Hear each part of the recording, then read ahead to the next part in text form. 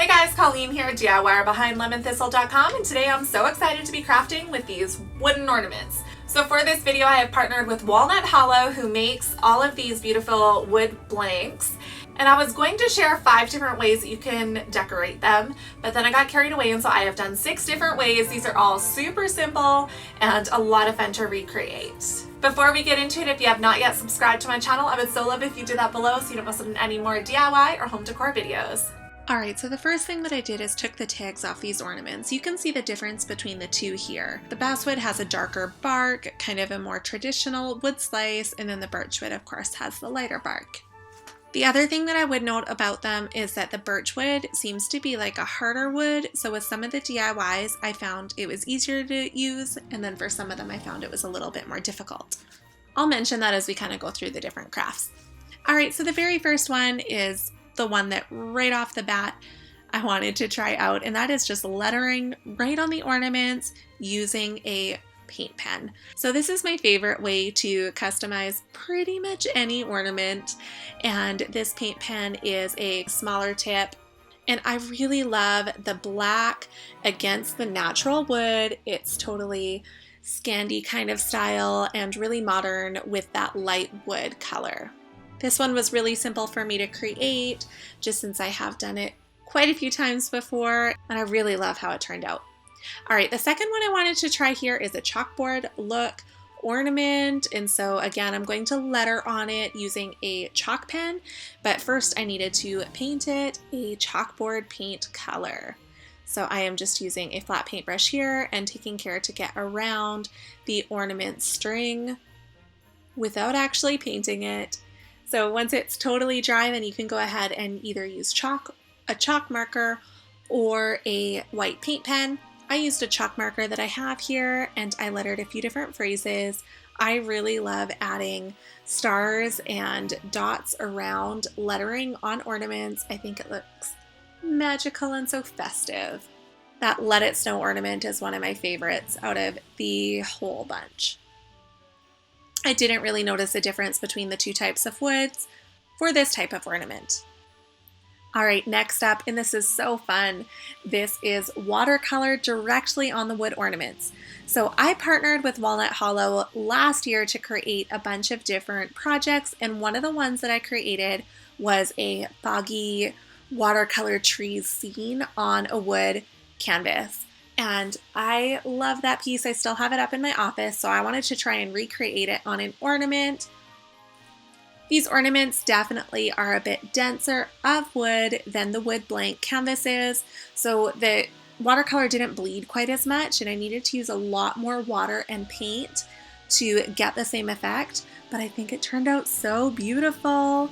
The one thing that I would make note of for this is it is hard to tell how much color you have added when the wood is wet. So you can go back in and add more later, but just trust that it's going to look beautiful. If you are wanting to get a tutorial on how to paint these simple abstract trees, I will link the tutorial that I have below because it's really, really simple and so pretty. And then for the next ornament, I just made a simple holly using green and red watercolor. Now these are just standard watercolors, they're solid watercolors, and I am using a Pentel Aquash to paint these. And Aquash is just a paintbrush with a canister of water on top, and as you squeeze it, it lets the water out. You could definitely just use a watercolor paintbrush with some water. But you can see how much water I can put on the ornament here, and then it soaks in. The wood is just so thirsty. That's the biggest difference between painting on wood and painting on paper. Alright, next up, these are so cute. They're really, really simple. I feel silly even doing a DIY for them, but they're my daughter's favorite ornaments. I've had friends comment that they like these ones the most. I mean, these are really cute. So I just used a standard set of letter stamps that I have and a black ink pad, and I stamped directly onto the wood slice ornaments. And I did one with a fun kind of fa la la la la, and then the other one says holly jolly, and because I cannot help myself but add little stars and dots all around it, I used the X's that I have in 2 different sizes, as well as the period dot, and I added some snowflakes around that holly jolly. Snowflake stars. I mean, the X's turned out really cute. Okay, next up is the wood burning, and I did a snowflake pattern for this. I really love how these ones turned out too. Wood burning is something that I am not super experienced in. I have a beginner's wood burning blog post that I wrote last year in partnership with Walnut Hollow as well. So if you are just getting started on wood burning, that's a great one to check out. I will link it below. But I did notice the difference between the two woods on this one. I noticed that the basswood burned so much easier than the birch wood. The birch one I had to go a little bit slower. The wood was just a bit harder. So if I were choosing one of these ornaments to wood burn again in the future, I would definitely choose the softer wood. Without reading that post, the biggest tip that I will give you on wood burning is to use a really light hand, a really light pressure. If you use a heavier pressure, the wood burning tip tends to kind of get stuck inside the rings in the wood, and you can get darker spots. And so you can see I've definitely got one in there on the snowflake ornament, but I added in some darker dots to offset it, and I really love how that turned out. Okay, next up, I just wanted to try painting these ornaments using craft paint. I did kind of an abstract tree, Christmas tree, I thought, with little snow-covered tips of the branches. And while it did turn out really cute, it's a little bit colorful for me. You'll notice the rest of them are pretty much all black and white, and that is my preference for most crafts and decorations. But this one was definitely fun to create. I think that my art skills could maybe use a tutorial or two, but the ornaments are definitely great for painting on. Colleen could just use some pointers on painting Christmas trees, apparently. Okay, last but not least, I wanted to do iron on onto the wood slices. So iron on vinyl or heat transfer vinyl can be transferred to wood. I've done this lots of times in blog posts, in videos, in the past. In fact, I have a whole video about using iron-on with wood. So I did the two different ones, and again, I found there wasn't much of a difference between the two different kinds of wood for this. The first one here, I made kind of a mermaid fun.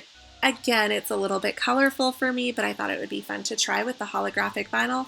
The holographic iron-on worked great on the wood slices, and then my very favorite one here that we ironed on is the 4, and this hand-lettered 4 is part of my Enneagram shirts series that I shared last Christmas time.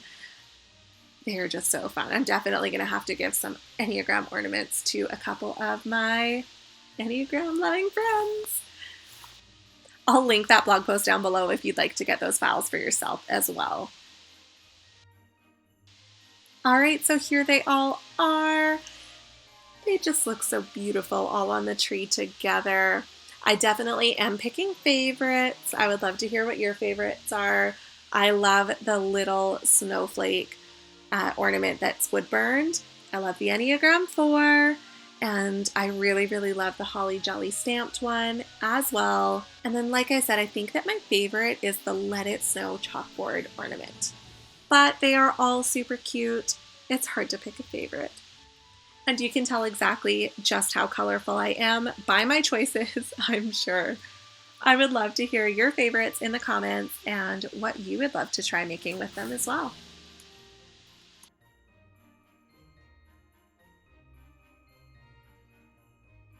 Thank you so much for watching. I hope that you enjoyed this video. If you did, make sure to give it a thumbs up and subscribe so you don't miss out on any more DIY or home decor videos. Big thank you again to Walnut Hollow for partnering on this video.